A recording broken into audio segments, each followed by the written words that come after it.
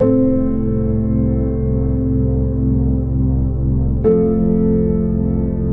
you want a new year and a new life, you don't need to start on January. You can still start today and make it your best year. Your first step has to be taking action. If you don't have a plan yet, you can start by doing some of the things that I will mention later, because good intentions are worthless unless they lead to good actions. Everybody wants a better life, but nobody ever had their life changed by somebody hoping or wishing. The first thing you need to do is to wake yourself up and start taking action. And by taking action, you will develop a habit of discipline. And once you discipline yourself in one area of your life, everything else will shift in your life as well. Motivation does not last forever, and that's why you need to develop the habit of discipline while you're still motivated. However, you have to keep in mind that the journey of success in life is always accompanied with pain, either physical or mental. That pain is an essential ingredient, because without it you won't feel happy once you've reached your goals. There's a lot of examples in our daily life that proves that. Studying to pass an exam can be painful and gives you headaches. Exercising in the gym is painful. Waking up early to go to work can be painful. But there are two different types of pain in life. There is the pain of discipline, and there is the pain of regret. And believe me when I say discipline's pain weighs ounces, but regret's pain weighs tons. So if you do not start now out of fear of the pain and adversity that will encounter you in the journey, you're just building up the pain of regret. And once you realize that, it will be too late. So get up and go for it. No more fears and no more laziness. Stop being on autopilot mode and be the master of your destiny. And if you have the slightest idea what to do next, go for it. Never wait. Don't be afraid of failure. You will learn from it and become stronger, wiser and better. Keep going no matter what. You have in you what could make you the person you wish you are. So you have this moment, right now. And what you decide to do in this moment can shape the rest of your life. So stop making excuses and start making some changes.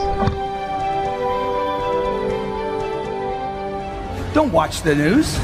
Decide when you leave here today to make the news. Right?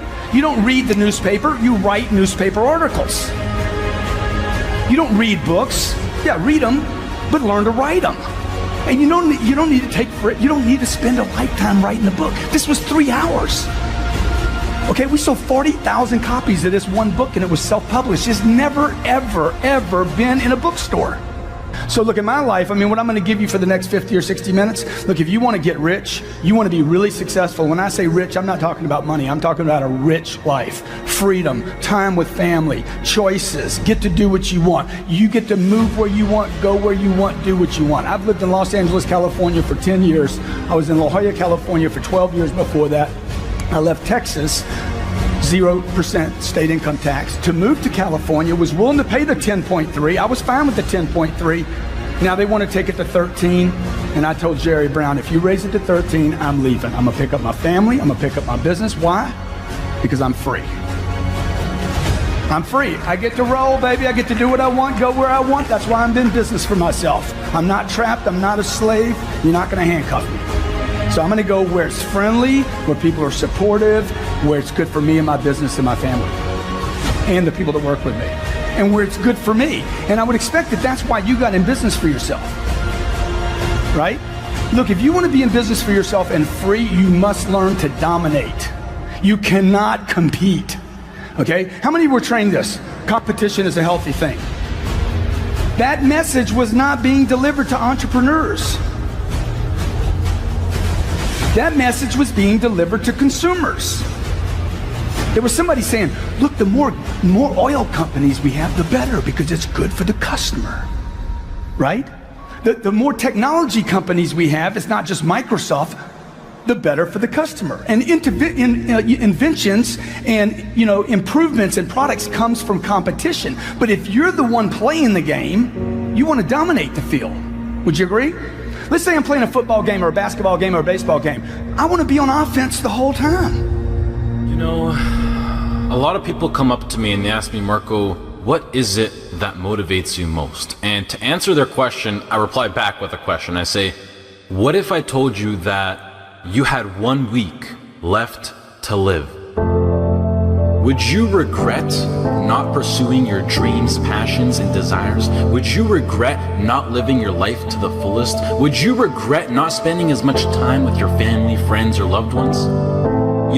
Steve Jobs said in a speech one time that he used to wake up every morning, look in the mirror, and ask himself questions like this. And he said that if the answer was yes for too many days in a row, then he knew that he had to change something. And that should go for all of us. If you're living a life that you would not be okay with losing because you weren't able to do things you wanted to do, then now you know that you need to change something.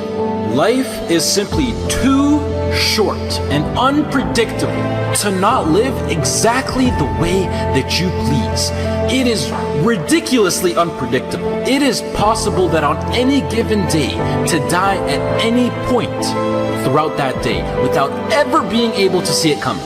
When I was 13, I had this teacher who was an absolutely amazing person. I'd known him for several years then, and he had 2 kids, a loving wife. He was a man of God, contributed to the community. He gave us everything that he had, and he would bike to school every single day. I always remember him coming to school on his bike, and one morning on his way to school, it was early in the morning, he was crossing an intersection. A reckless driver comes out of nowhere, hits him, he dies on the spot, on the moment of impact. His death taught me so many valuable things in life, and one of them being that it went on to show that no matter how much you don't deserve to die, and no matter how good of a person you are, and no matter what your situation is, no matter anything, it goes to show that death is inevitable and random, and it will eventually consume each and every single one of us, whether it's in 50 years, in 10 years, next year, or even tomorrow. You cannot control it. The people around you cannot control it. As long as you're at the wrong place at the wrong time, your whole life could disappear in the blink of an eye, along with everything you wished you could have done. Whether you're walking down the street, whether you're stepping into the elevator, whether you're walking down the stairs, whether you're just existing. Listen, you'll see people from nowhere die of a heart attack. Gone. No family history, no symptoms, no causes, nothing. It happens, and that's the cruel life that we live in, and it's something that we cannot control. So what I want to make clear is that regardless of the path that you take in your life, at one point death will consume you. It doesn't care whether you floss your teeth in the morning, whether you raise a family or not, whether you go on to be rich, poor, a success, a failure, whatever, you are still going to die at one point. It is that simple, and knowing that you're going to die soon should be the biggest motivation to both make the difficult decisions in life and to get your ass out of bed in the morning. So now the question becomes, what is it that you truly have to lose? When you said to yourself, when the ball comes down, this is what I want to accomplish, you're not the only person that wants to accomplish it. And now I ask you this question: what do you do when 1,000 other people want exactly what you want?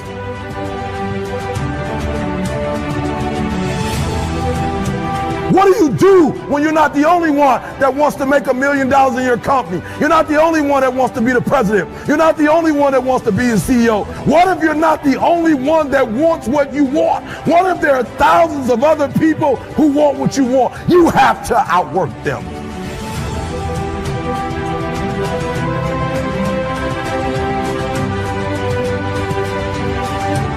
You gotta outgrind them. You gotta get up earlier. You gotta stay up later. You've gotta execute, and you've gotta go from 70 to 120.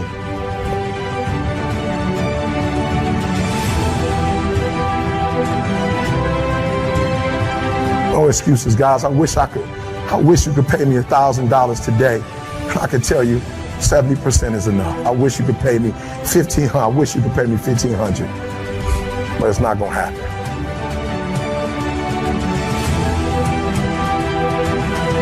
You're thinking, I want you to get it out your system. You're thinking, I'm gonna work hard for 10 years, then I'll relax. And if that's what you're thinking, this ain't for you.